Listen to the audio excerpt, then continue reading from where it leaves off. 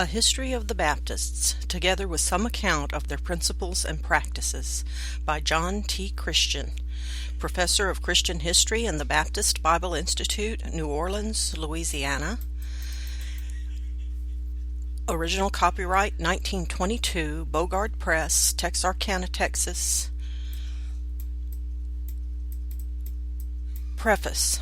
In attempting to write a history of the Baptists, no one is more aware of the embarrassments surrounding the subject than the author. These embarrassments arise from many sources. We are far removed from many of the circumstances under survey, and the representations of the Baptists were often made by enemies who did not scruple, when such a course suited their purpose, to blacken character, and hence the testimony from such sources must be received with discrimination and much allowance made for many statements. In some instances, vigilant and sustained attempts were made to destroy every document relating to these people. The material that remains is scattered through many libraries and archives in many lands, and not always readily accessible. Often, on account of persecutions, the Baptists were far more interested in hiding than they were in giving an account of themselves or their whereabouts. They were scattered through many countries, in city and cave, as they could find a place of concealment, and frequently they were called by different names by their enemies, which is confusing. Yet it is a right royal history they have. It is well worth the telling and the preserving. It must be borne in mind that there are many sources of church history. Broadly speaking, we have Eastern and Western, and a want of discrimination in these sources, and frequently an effort to treat Eastern and Western churches as identical has caused much confusion. A right understanding of these sources will clear up many dark corners. For example, it is undoubtedly true that the Waldenses originated in the West and the Paulicans in the East, and that they had a different history. In later centuries, they came in contact one with another, but in origin they were diverse. Any effort to treat them as one and the same people is misleading. In my judgment, both parties were Baptists. The above distinction will account for many minor differences, and even today, these sources will be found coloring Baptist history. It may be thought by some that on account of its length, the chapter on the episode of John Smith is out of proportion with the rest of the book. It must be remembered, however, that any information in regard to the complicated history of the nonconformists of that period is welcome. As a matter of fact, several subjects here are grouped, and as all of them require notice, it is believed that unity of thought as well as length of discussion is preserved by the method here adopted. Many questions were then raised for the first time among the English Baptists, which find expression today among all schools of Baptists. The question has often been asked, were all of the ancient parties mentioned in these pages in absolute or substantial accord with all of the doctrines and customs of modern Baptists? The question can be answered with unerring accuracy. The question can be answered with unerring accuracy. Certainly not.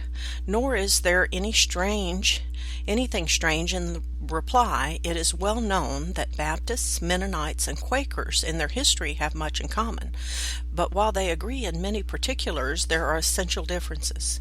There are marked differences among modern Baptists. Even a superficial examination of the views and customs of Russian, English, and American Baptists would reveal to an observer this fact. We need not go beyond the history of American Baptists for a convincing example. At first, Arminian doctrines largely prevailed in this country. At a later date, Calvinistic principles prevailed. Oftentimes, the same persons have changed their opinions. Many of the Baptists in Virginia were Arminians, but after passing over to Kentucky, some of them became rigid Calvinists. Inside the Baptist denomination today, there are persons and doubtless churches who are Arminian, and there are other persons and churches who are Calvinists. There are also Unitarians and higher critics, as well as evangelicals among Baptists. One who has a mind for such things could magnify these differences to an indefinite extent. Adequate reasons might be assigned for all of this. Baptists have never had a common creed, and it is equally true that they have never recognized any authoritative creed. They desire no such standard. Their attitude toward free speech and liberty of conscience has permitted and encouraged the largest latitude in opinions, yet none of us would care to increase these differences or make more acute the variations. One who stops here would have only a superficial understanding of the history and polity of the Baptist. Their ties of organization are so slender, their government so democratic in nature, and their hearty independence so universal, that it has been a wonder that to some historians, and a mystery inexplicable to those who have not understood their genius, how they have retained their homogeneity and solidarity. But holding, as they have ever done, the absolute and unconditional authority of the New Testament as the sole rule of faith and practice in religious matters, they have had with them from the beginning a powerful preventative to error, and a specific corrective when there has been an aberration from the truth. All of these things and more must be taken into account when they come to consider the various parties and persons discussed in the pages of this history. These parties were persecuted, scattered, and often segregated. They lived in different lands and frequently had no opportunity to compare notes. There were great controversies, and frequently new roads were to be blazed out, intricate doctrinal problems to be solved, and complicated questions to be adjusted. In the insistence upon some great doctrine, it may have happened that some other doctrine of equal or relative importance did not sustain its proper position for a time. Wrong views were sometimes maintained, false doctrines were introduced and defended. Much allowance must be made, especially in considering the doctrinal views of Baptists. For the fact we are frequently indebted to a zealous and prejudiced enemy for much of our information. It is not safe without support to trust such testimony. Many examples might be introduced to show that some of these parties might not be recognized by some Baptists nowadays.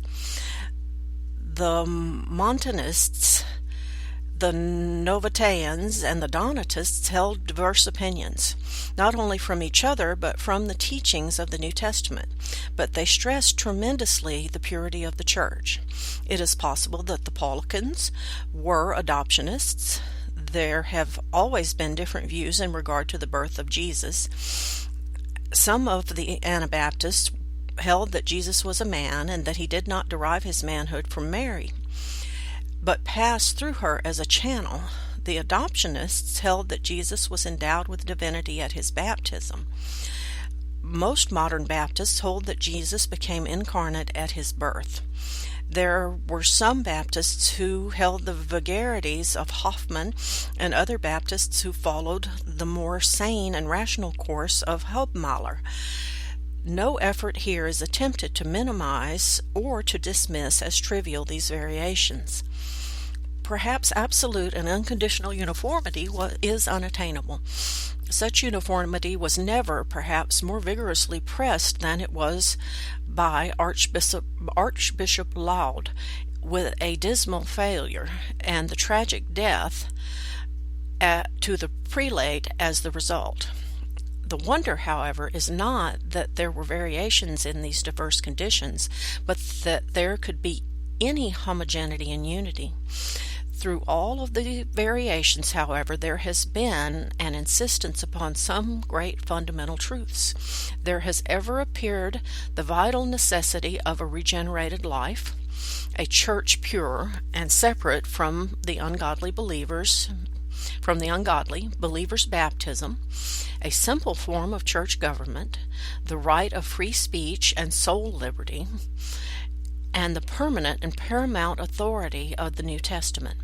Whatever may have been the variations in any or all of these parties on the above or kindred subjects, the voice of the Baptists has rung out clear and distinct. The testimony here recorded has been taken from many sources. I doubt not that diligent search would reveal further facts of the highest value. As a matter of fact, I have a great accumulation of material which would extend into several volumes. In my judgment, a commission should be appointed with ample means to make a thorough search of the archives in the archives of Europe.